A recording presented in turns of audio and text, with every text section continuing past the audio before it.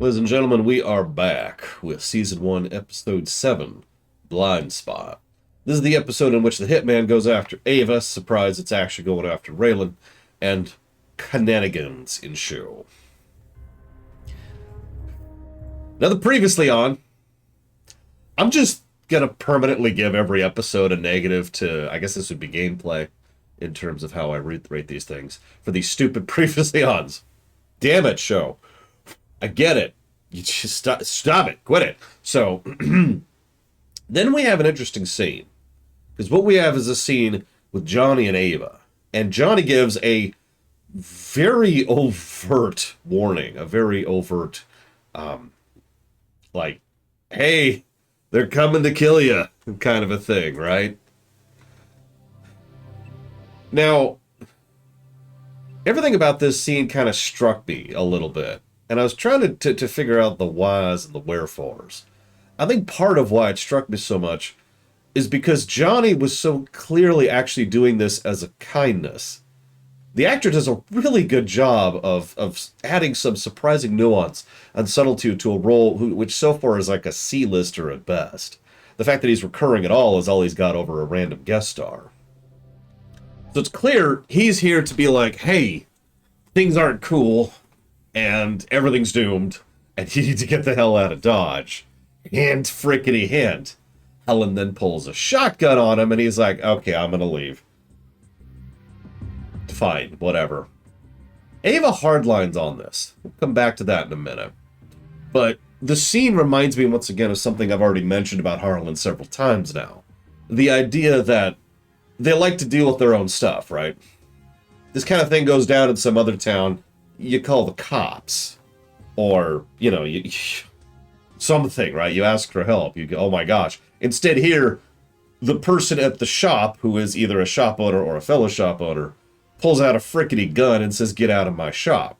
They handle things themselves. That same attitude, that same tone or vibe continues. Then my stream constantly buffers for Imperial Star Destroyer, which really sucks, because I don't know how to fix that. Other than by asking Imperial Star Destroyer to turn down the bitrate, because we do have whatever it's called, bit encoding, which means you can view me at something less than maximum quality, so that's cool. Yeah, exactly, Jesse Ward. Now here's a scene. I'm going to go and be honest with you, by the way, I didn't like this episode, but not because it's a bad episode. Yeah, exactly, Crimson King. So there's a scene where Raylan goes in to see Ava, because, you know, he's staying with her, and she starts talking about her ex, the one she shot. And the whole scene, I'm not going to summarize it, the whole scene is absolutely horrifying. Everything about it just strikes me as, oh my god, that's awful. The worst line, and I wrote it down word for word, the worst line is, well, it's not like he beat me round the clock. Because people asked her, you know, after she left him, because now we find out that she did in fact leave him at one point, why did she take him back? Oh, because he said he was sorry. I cannot put into words. I already did. Oh, I didn't hit enter apparently. There we go. I cannot put into words just how extraordinarily messed up that line is, and everything about this scene is. It's so bad.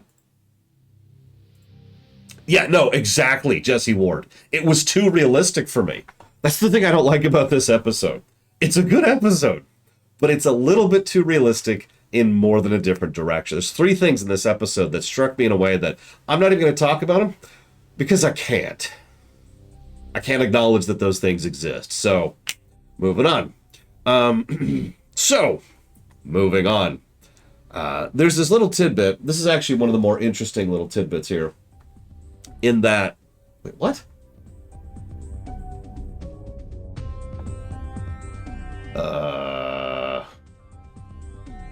I'll deal with that later. There's this tidbit where she mentions that part of her probation is that she can't leave Kentucky because she's in the middle of an ongoing investigation, right? That tracks, that makes sense. But it adds an extra little layer to why she refuses to leave. It just makes me wonder, because Obviously, Ava's trying to stonewall here a little bit with regards to the Crowders. But I do wonder, would she be willing to leave Kentucky if not for the fact that she's legally mandated to not leave Kentucky? Because the moment she did, that would involve, you know, becoming a fugitive. We've already discussed what fugitives are, and them hauling her back, blah, blah, blah, blah, blah, blah. So, just food for that. Anyway, so there's a middle of the night assassination attempt. As per the tone, Maverick shows up, tries to give a sub. Thank you, Maverick. I will give you a bow, but I'm not going to write that down yet because you put it in the log proper like. Thank you for that. And thank you, SDR. Going to give you a bow. Still not going to write it down. Here, I'll do this instead. Much obliged. So, because you didn't see the bow because the notification was in the way. Middle of the night assassination attempt. As with the tone and the Javan and the location, it is an incredibly crude assassination attempt. They just dude just walks in with a loaded sawed-off and just unloads into a dark room for as many slugs as he's got. Right. Then stumbles out of a second-story window, which, as an aside, is substantially less fun than it sounds. I know fiction likes to portray, you know, long falls as whatever. You ever drop any kind of height in real life? I'm not talking like off of a skyscraper. I mean out of a second-story window. That's more of a distance than it looks like. And if you don't land properly, and do not ask me how I know, that will go very badly for you. Thank you, Javan. As always, you didn't put it towards something. That sucks. That means I have to write it down now. Thank you for interrupting me horribly. And stab! All right, Javan's been stabbed. And thank you, Ninja Michael. As always, for the sub. I do appreciate both of you. So, then he gets shot at. Raylan gets a nice, good shot on some meat, as he says. And cops in general, especially marshals, are actually trained to aim center of mass. I don't know if this will ever come up in the show proper, but it is actually a real technique. It's a real tactic, I guess is probably the better word. Because on the one hand, they have a greater chance of surviving a center of mass shot than, say, a headshot. And number two, especially on the run, or from a car, or while you're on the run, or any of the other dozens of things that metaphorically lower your hit chance, it is a lot easier to hit this than it is to hit this, or this, or this. Like, I know that sounds like a video gamey thing, but no, that's real. That's actually real-life tactics. Military does that too, at least here in the States.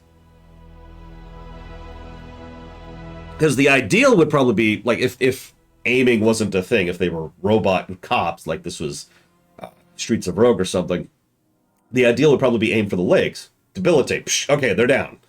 Non-lethal, hopefully. Still has any shot has a chance to be lethal. Blood loss alone. But, you know, less chance of being lethal. Knock them over. We're cool. But, come on. Try to hit someone's leg in the dark, in the middle of the night, after having just been woken up from someone who's fleeing from a top story. I mean, you get the idea. So, no. Center mass. And he does. He actually hit him right here. We actually see the gunshot. So, then the local sheriff shows up, Hunter.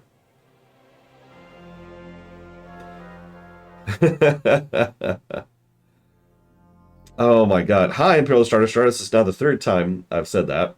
I know you haven't heard me. It's not your fault. Thank you, as always. Appreciate the sub.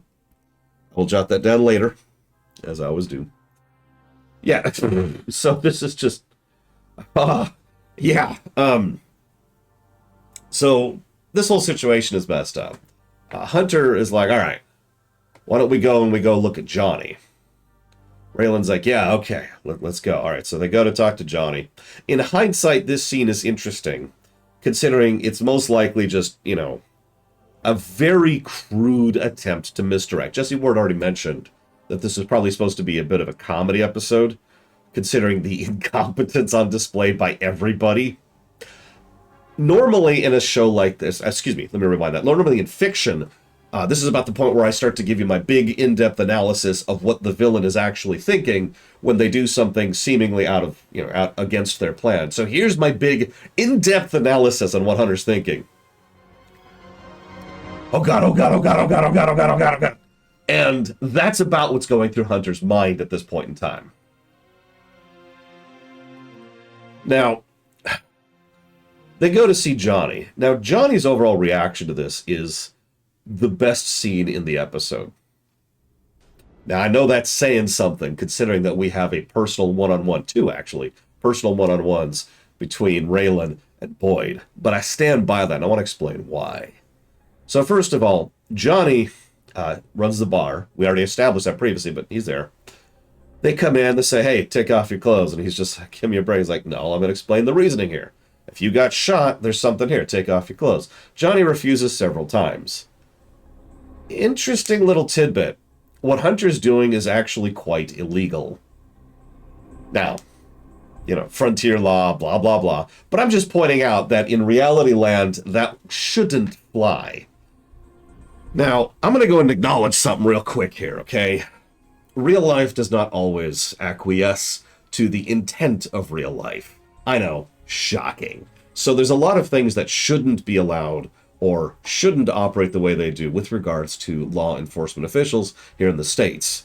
And reality does not always conform with that. That is the nicest and most neutral way I can put that. It's also the only time I'm going to acknowledge it. Because getting into that type of mired morass of polemic territory is not something I particularly feel like doing. In general, but especially not right now. So, let's just ignore that for a moment. Let's use the on-paper definition of what a police officer, a cop, should be, even legally here in the States. Let's go ahead and use that as our template rather than reality, because reality is freaking depressing. So, now that we've done that, we can now see that what Hunter's doing here is very wrong. And he gives his motivation for doing it on the ride over, which is another scene I'm going to not acknowledge existing other than what I just did. Seriously, it is, I'm not actually joking when I say this, it is illegal for a police officer, a sheriff especially, to just show up and say, hey, take off your clothes, I'm going to inspect you for bullet wounds. Especially in a public place of business, which does actually add another layer of illegality to that. So, he goes after Johnny. You know, Johnny tries to take a swing back. Don't blame him, by the way. Raylan, you know, is trying really hard to defuse this. Credit to Raylan. Credit to Raylan. What Raylan's doing here is trying very hard to make peace between two people who want to just go after each other. It's interesting considering what happens for the rest of this. Amen to that, Goldvig. And obviously it wasn't Johnny. Of course it wasn't Johnny. Raylan said that. I could have told you that. But what I like most is Johnny's confession is so crass that it's believable. Of course I didn't want anything to happen to such a pretty girl like her. After all, I wouldn't mind betting with her. And as we find out from Red later, lots of people at Harlan are super happy that she's Signal, because she's so hot. Now, that's kind of gross if I'm being completely blunt, but it's very honest. I believe Johnny, no question. But there's this one line. Oh, up till now, the scene's been good. It establishes Hunter, really. It establishes more of Johnny. It helps Raylan to develop as trying to do something other than walk up to shooting someone. But the thing that, the extra little oomph of awesome on this scene that puts it to the best scene for me, is as they're leaving, Johnny rails at them. He rails at being the respectable one. This is my place of business. I am a business owner. How do you think it feels being part of a family name that is renowned for being criminals and trying to go straight? They don't even focus the camera on it. They don't need to. As I mentioned before, the actor playing Johnny adds that extra layer of just that kind of frustrated resentment to everything he's doing. You gotta figure this is not the first time the cops have come by to harass him. And let's call it what it is. That's gotta suck. So, then we see Mr. Duke. First thing we see, immediately, no hesitation, he's a sociopath. Cute. Also, they do an interesting little tidbit of misdirection right off the bat. Did you catch that?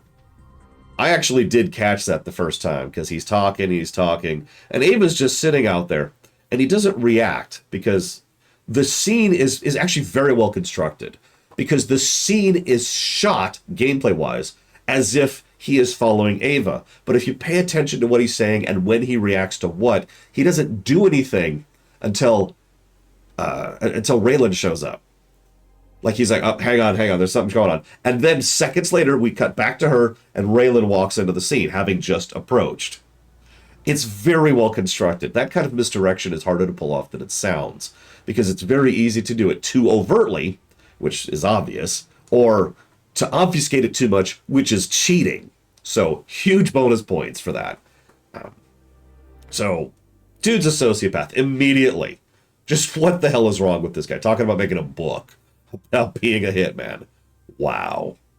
Then he goes and starts interacting with Red, and the sociopathy continues. He sees a dude who is huddling in shock and pain from an untreated gunshot wound. Now, I don't want to get into it. You know how much it hurts being shot? Because most people think about the initial impact, but no. Shock tends to cover most of that. It's afterwards where it really starts to get bad, where your nerves start to acknowledge what's happened and is currently happening to you. This dude is just shaking, doing a great job, actually surprising props to the actor who plays Red. He's just freaking the hell out over all of this. Just, oh my god. Yeah, it's indescribable. I'm not even going to try to describe it. Hey, Geno Smash. I'm glad you're here, and I hope you liked it. We're actually coming out with another theater. It's actually a rewrite, but a similar concept. Hopefully inside of a month, so hope you'll look forward to that. It's for Diablo, if you're wondering. It also depends on where you get shot. That's true. This guy got shot right up here, which is why I keep pointing up here, because that's the gunshot spot. Not a fun place. Not a fun place. Could be worse. Could be worse. It's really messed up. And the dude just pulls out. He's still got his gun out. Point in fact, Hitman Guy, I think his name was Duke. Hitman Guy never doesn't have a gun in his hand. Did you catch that? He's always got a gun there. Even when he's talking with people in an affable manner, even when he's just chatting, he's got his gun. He's just waving. Now, the actor's finger is not on the trigger. The actor's finger is appropriate. It's doing this thing. I forget what it's called, but it's when your fingers are at rest on the outside edge of the trigger casing or whatever it is. So, but still, he's always got his pistols there. And he's just got his pistol pointed at the guy. And the guy's begging him not to kill him. He's just got a camcorder filming him in horror because he's a sociopath. Yeah. Duke is just, yeah, okay, cool. And he just sounds extremely detached the entire time. Because of course he does. Oh yeah. So I don't want to get into any, I don't want to parallel this to any criminal investigations that are currently ongoing. For those of you who forgot, that investigation is still ongoing. But, because he wanted to eat them, Gino. That was so one of. Oh my god! All right, hang on. Do you mind waiting until we're done with the discussion of the episode, Geno Smash? Because I gotta go on it. That's an off-topic thing. So most of the time, actors have real guns on set. Now that may sound strange, but many people, for many reasons, agree with that. Live rounds. Well, semi-live rounds. They're not fully live rounds. It's not getting into the details and nuances. But live rounds that can hurt or kill someone, and real guns are usually used on Hollywood. Now, whether that's good or bad is not something I'm willing to give my opinion on. Let's just move away from that. Yes, I did Triaxia.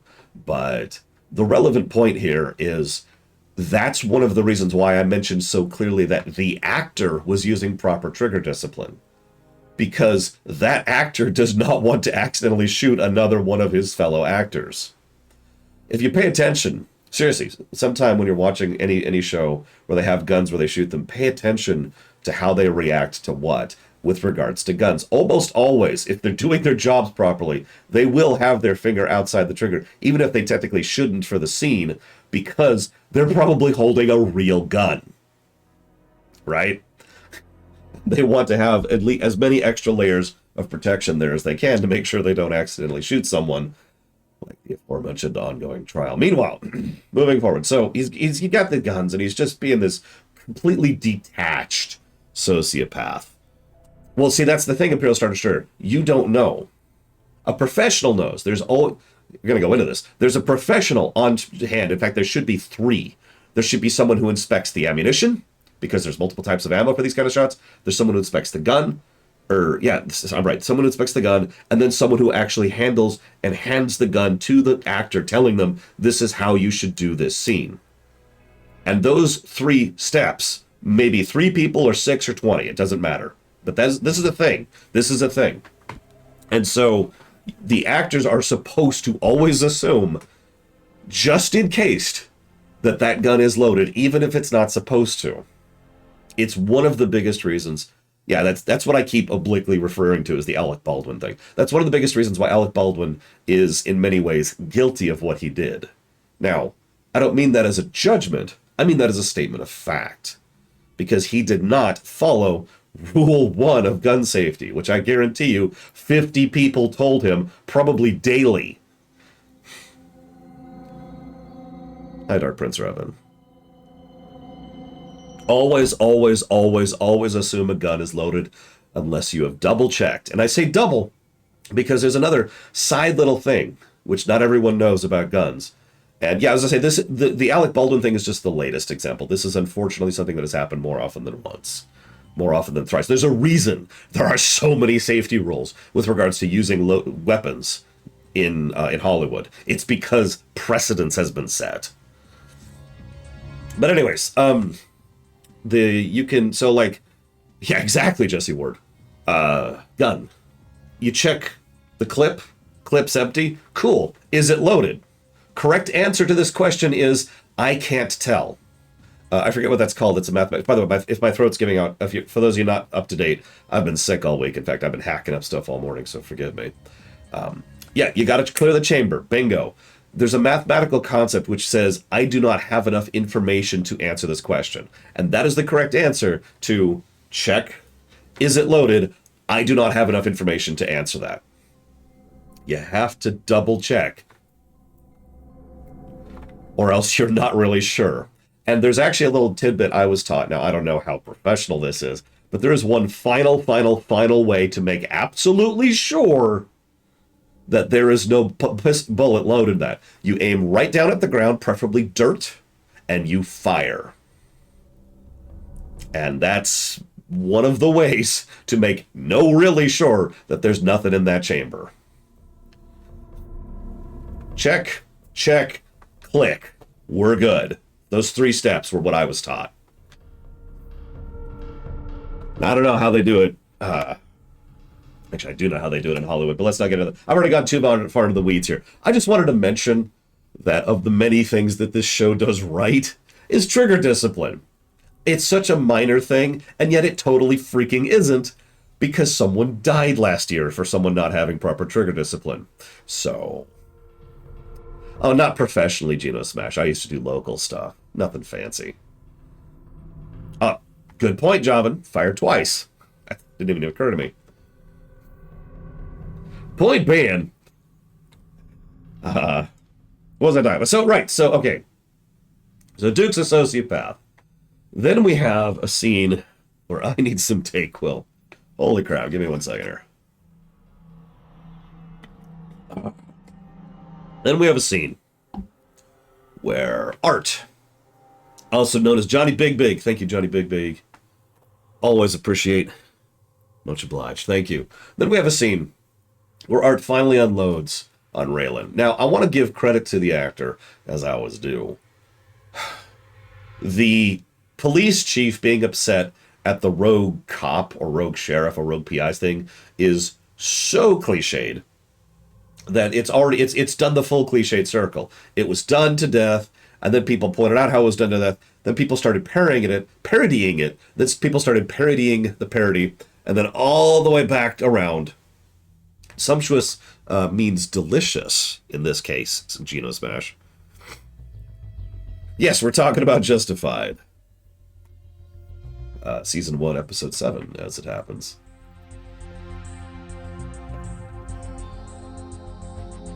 The banquet was a sumptuous, luxurious meal. Word for word, Gina Force Smash. No, I stand by my statement. Sumptuous is something that refers to specifically something that could be of a significant expense or whatever, but it is predominantly used in common parlance for a sumptuous meal.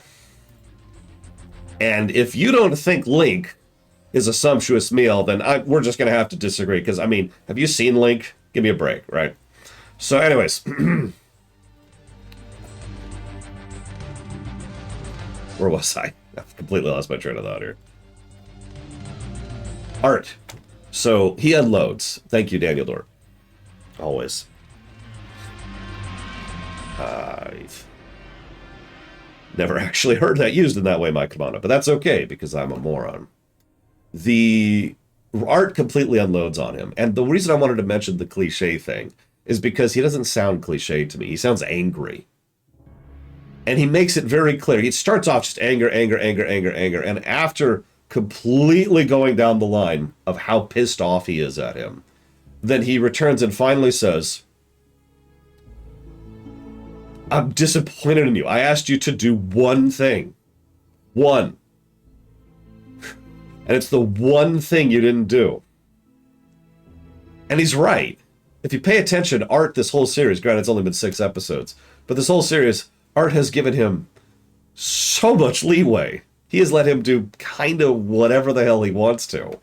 He just asked him to do one thing. Literally one thing. And guess what the one thing that Raylan did was? So it's a good scene, good character moment. I also like how it's a good rule in real life. Never stick your dick in crazy. And let's be clear, Ava is crazy. But Winona then has a chat with Ava. At first, I was really confused by this scene, but I started to realize its purpose. First of all, Winona is intelligent enough to probably look at the situation and go, huh. I was actually kind of hoping that Winona would be the one to contact Raylan and being like, did you ask Hunter? And then Winona would be the way that Raylan finds out that Hunter's a thing. Because this is also the scene, if you're paying attention, this is called the quiet reveal. This is the scene where it is revealed that Hunter is the villain, that he is actually the villain of the show. Now, I like quiet reveals. Quiet reveals are wonderful when they're well done, because it doesn't call attention to itself.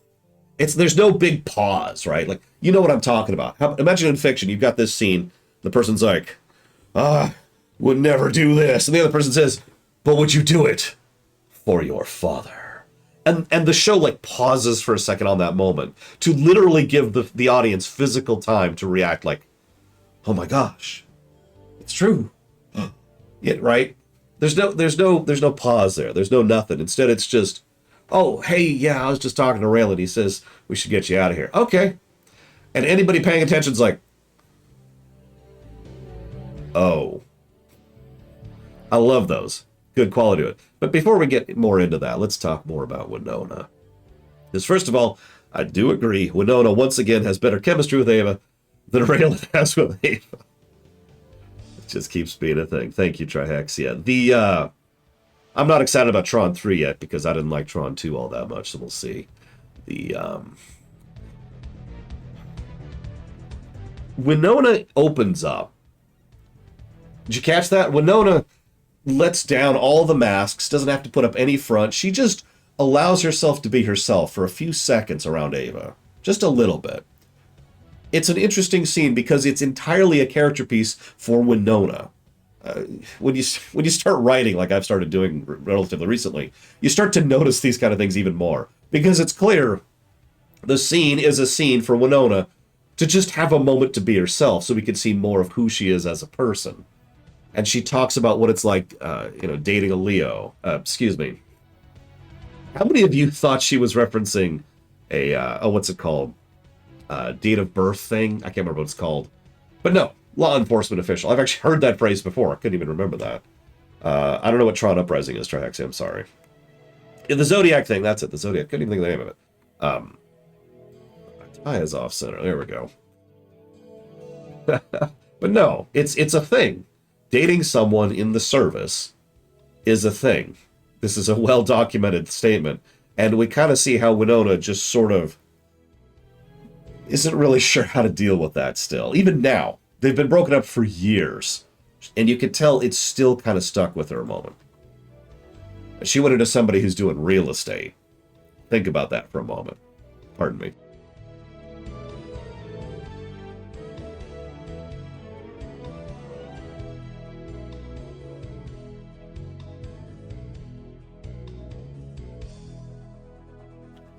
Forgive me, as I mentioned, I'm still in recovery. Thank you, Mr. Rodsky. Or no, it's M. Brodsky, isn't it? God, I always forget. I'm sorry. I still appreciate you. Thank you so much. If you know what you want to put that towards, please let me know. Ah, well, I never heard of a triaxia, so I suppose that's my answer to you. So, Raylan, let's go back into that whole, the reason I mentioned that whole cop legality thing earlier, not on an accident. I did it on purpose. Because Raylan, who is a federal marshal, loses it and physically assaults a prisoner who is currently in prison. That is extraordinarily not okay. The fact that he got away with that so casually says a lot, which I'm not going to get into. But he loses it. He loses it at Boyd.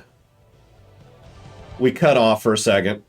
You know, we see the local hick who really wants to be a hitman versus the actual hitman who is just disturbingly detached. Then we cut back to Boyd and Raylan. This is the second best scene in the episode because it's just Boyd and Raylan acting at each other. You ever notice in fiction, a lot of shows, a lot of different shows, some of the best scenes are when you put two fantastic actors with a good script in a room by themselves and just let them act off of each other. You ever notice that? Like, let me use a direct example. The obvious one, I'll go to Babylon 5 for this. How many scenes with, oh my god, Londo and Jakar just acting off of each other in a room are some of the best scenes in that entire show? How many scenes of Picard acting off of one other person, like Crusher, or Sarek, or Spock even? Wonderful, wonderful scenes. Yeah, Duet. Another great one. Kira and... oh god, I can't remember his real name, but the guy, the Cardassian gentleman. Londo and Veer, yep. Voyager does this. Not a lot of people talk about Voyager's excellent acting, but a lot of the codas in Voyager involve just two actors in a room acting off each other and tend to be some of the better scenes in those episodes. It's funny, but I agree, because I think part of it, I don't mean to get philosophical here for a second, but I think part of it is because the fact that acting at its core really, really is about acting off of someone else. Yeah, sure, there's the monologue and there's the soliloquy and blah, blah, blah, blah, blah. But, and Javan of course, gave a faster reaction. Exactly, though. You act to someone, they act back. And it forms this, if both actors are on point, if they've got a good enough script, and if there's enough chemistry there, there's several pieces that need to be in place. But what you have, if all the pieces are in place, is this beautiful circle of acting.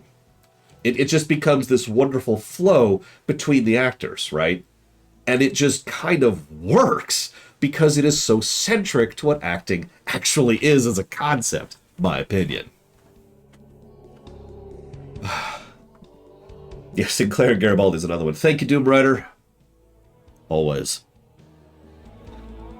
Some of my favorite scenes in Ocean's 11, the more recent one, are when you've just got two people, it's almost always Clooney and Pitt, just acting by themselves in a room. Like, there's nobody else present. They're just acting, you know. Was that... oh, God, that is the 3-month or the 3-year thing. Thank you again very, very, very much, Doom Rider, for 3 years of support. Please stop doing any... ah!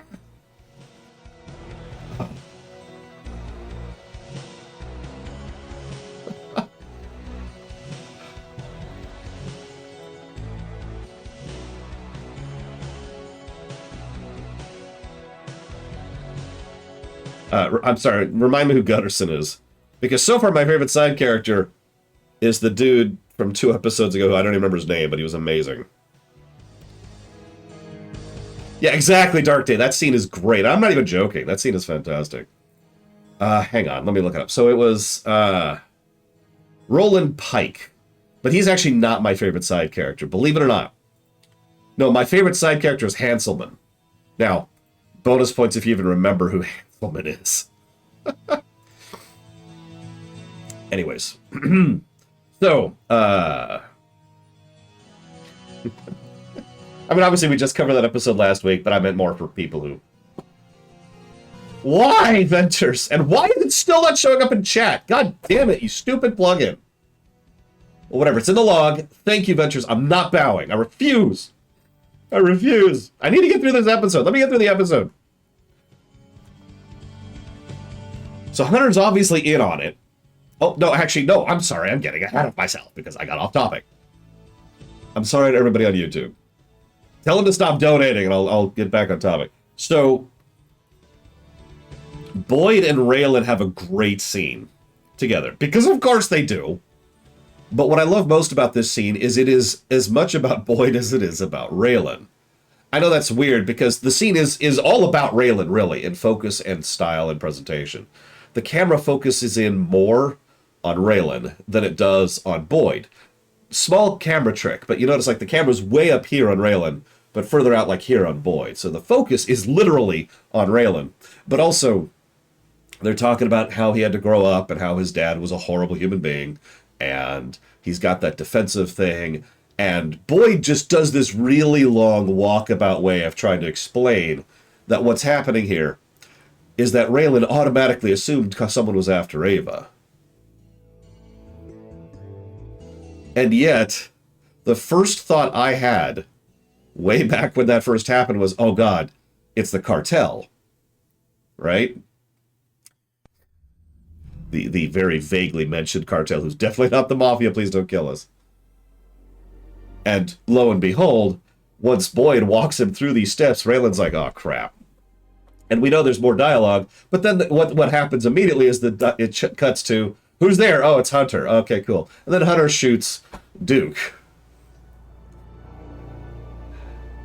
This is actually a really great scene. It's probably the funniest scene in the episode, but it's a great scene because of something I'll talk about more in a moment.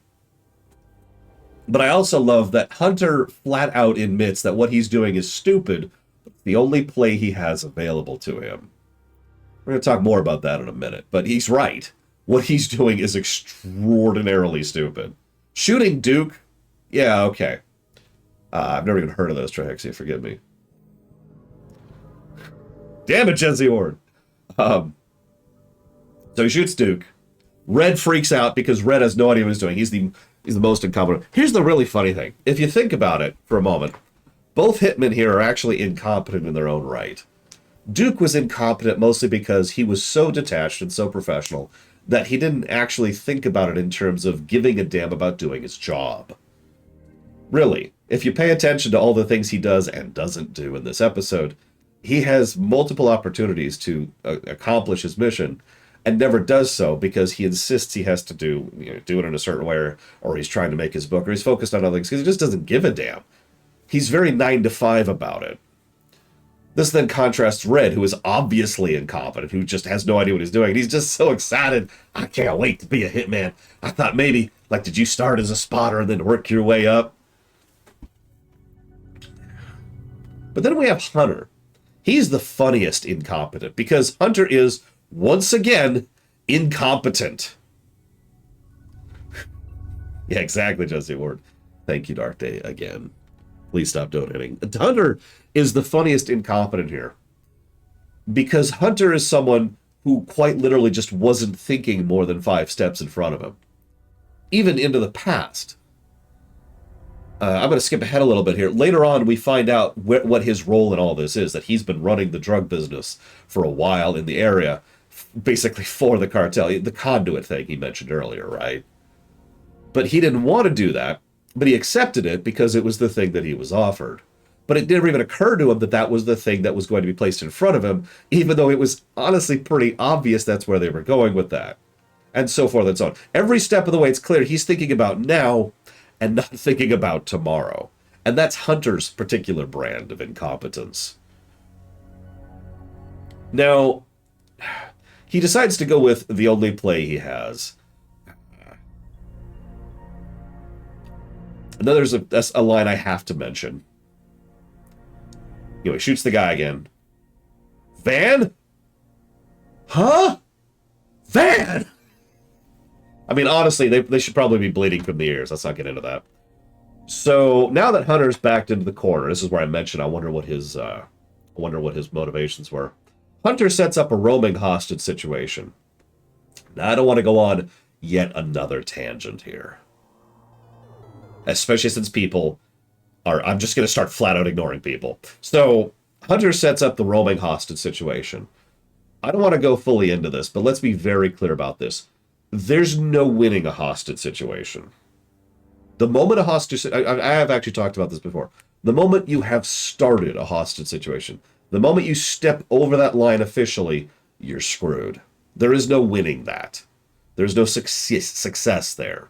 Hunter himself gives this story about some of the ones who get away. It doesn't work that way, not even in real life, but especially not in fiction. Because the moment you step over that line, the rules have changed. And I don't want to go fully in depth into the psychology and the tactics and the reality of it. Is my chat just not working? Can someone say Kafka really quick, please? I do not know what's up with my plugins today. Okay, chat's there. Jesus. Because I got a sub, or maybe I got a donation? It might have been just a donation that I didn't see. Again. Oh my god, this is so stupid. Whatever. I'll get back to it. I'll deal with it later. Once you start that situation, once you change those rules, you have lost. And that's kind of the end of that. Now, Lord Harrowmont disagrees with me, as is his rule, as is required. But I'm going to take Lord Harrowmont hostage. And if anybody disagrees... no, for real, though. This just doesn't work this way. Because there's so many different ways that this absolutely does not work. He is quite literally working off the seat of his pants. He even mentions that. He is absolutely just like, I have no... Again, he's not thinking more than 5 feet in front of his face. So this is when we finally have the duel of the episode. I've been waiting for it, because we haven't had one up until now. And it's interesting because Raylan's usually the one in the back seat of the car with the gun. But now he's in the driver's seat. Hunter's in the back with the gun, literally aimed, actually, right over here because he doesn't want to aim the gun at the actor, but let's ignore that for a moment. Gun aimed at his head, and they're like, okay. And they just start chatting. This is when we learn a lot about Hunter as a person. We learn all the backstory stuff I already mentioned about him being just kind of shoved into, yeah, no kidding, just the word, shoved into becoming a drug runner. And what I find most fascinating about all of this, there's a recurring theme throughout the whole episode. Revenge. Bo obviously wants revenge against Ava, for reasons we'll probably get into later, I imagine. Isn't really relevant now. Raylan obviously wants revenge in several directions. But also Hunter started this entire sequence of events by wanting revenge for something that happened to him. But what I also find fascinating about this entire sequence is that it shows Hunter as the other type of sociopath. Usually when fiction does a sociopath, it's Duke. Like textbook, right? Complete detached, very calm. You know, why are you doing this? And they almost come across as just a little bit creepy because of how dead they come across, right? Lack of emotion, right? But Hunter is unfortunately a much more realistic portrayal of someone with proper sociopathy, or sociopathic tendencies, or whatever the frack you want to call that. Because Hunter is someone who is everyday normal. He's just doesn't care. It doesn't matter to him. Yeah, he works for drug cartels, so. And yeah, he was going to set up this thing where Raylan was going to get tortured to death and then split up into multiple counties, so. it's not even a thing for him. It's not even processing for him. That's how detached he is from this. And he comes across as affable. He comes across as someone who can just chat with you about the Red Sox or whatever. I don't know who the team is in Kentucky, and I don't care.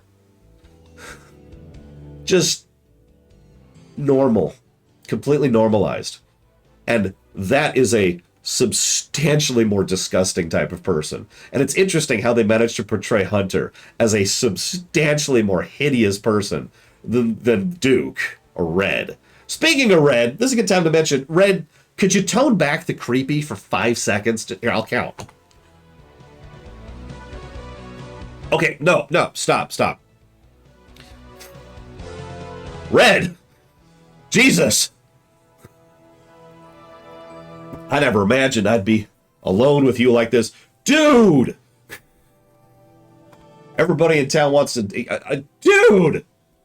You have a woman you have taken hostage who is bound and gagged in the back of your van, and you're talking about how hot she is and how excited you are to be here.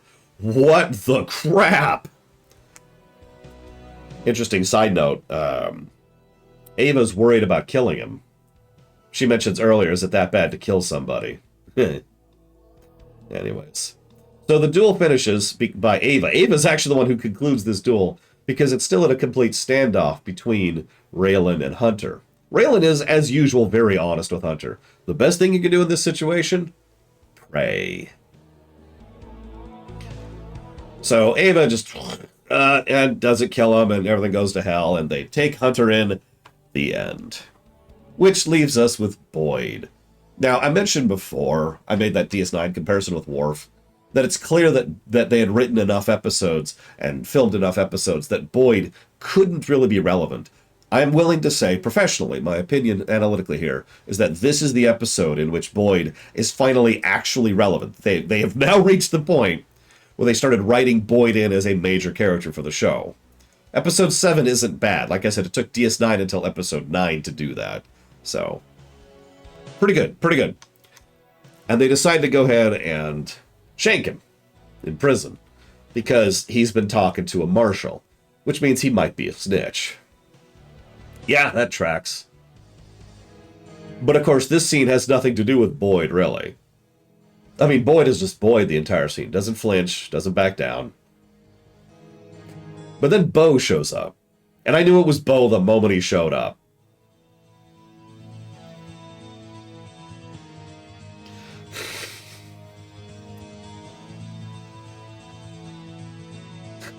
I don't know what else to add to that scene, really. Bo takes control of the situation immediately. Yeah, immediate commanding presence. Immediate domination of the scenario. He'll have to deal with his heavenly father later, but you deal with him now, you're going to have to deal with his earthly father right now. And then someone still tries to push it. You catch that? And that person did not enjoy that experience. It also mentions and showcases that Bo still has a degree of authority within prison, which also says something. And then the episode ends. Now, before I start acknowledging the barrage of donations and the bug we're still having, let's go ahead and rate this episode. So, obviously a good episode. You know, we got some good stuff going on from multiple characters, and I believe I would be willing to say this is the first, let's call it arc episode.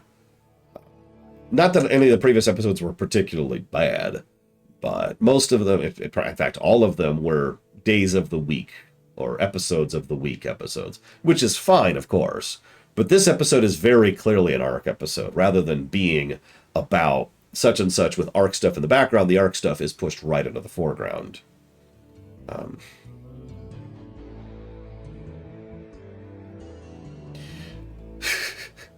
was going to say, this episode probably does a lot of establishment for stuff we're never going to see. But either way, I imagine we'll see at least some follow-through on this over the next, I guess, 4 episodes? Yeah, 4 episodes after this. I'm willing to say red, right off the bat. Great performance, great camera work, great research, as usual. Excellent usage of the main characters. We get some characterization for Winona, finally.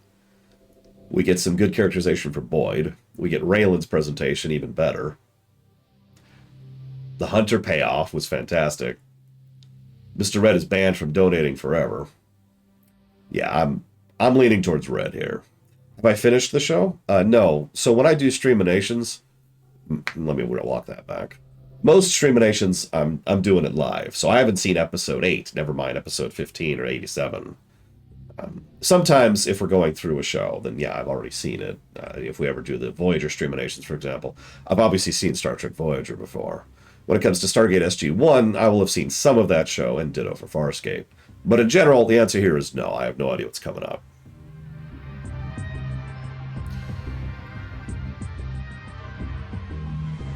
I'm not seeing any disagreement.